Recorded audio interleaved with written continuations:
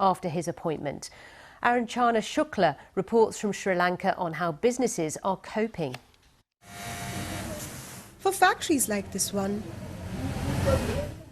interruption has become the order of the day. Thankfully, a generator brings power back up. But the fix is temporary, fuel is limited. With power outages lasting 13 hours, it's a daily struggle for Mr. Ranjit, the chief executive of this garment factory in Sri Lanka's central province.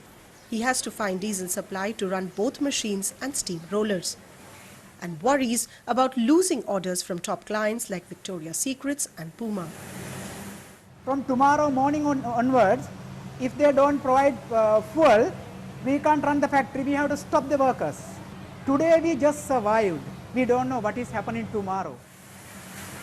Government's inability to pay for fuel imports is in turn hurting dollar-generating export industries like Mr. Ranjit's, who typically lock in orders at fixed prices and have limited capacity to absorb rising costs.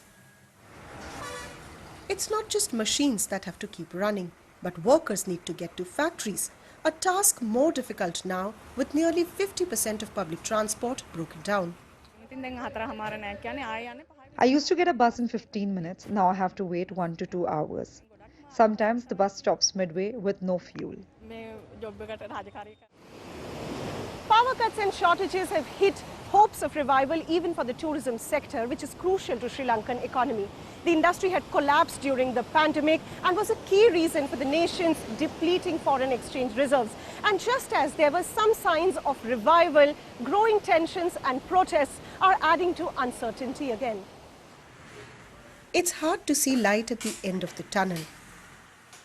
Nilika opened his 30-room hotel in the beach town of Hikuara to guests late last year after a 3-year hiatus. Now he's staring at barren lobbies and empty rooms once again. We do have a lot of cancellations at the moment.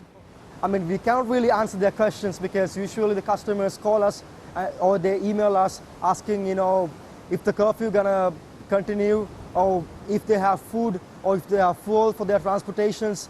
We do have around 80% cancellations.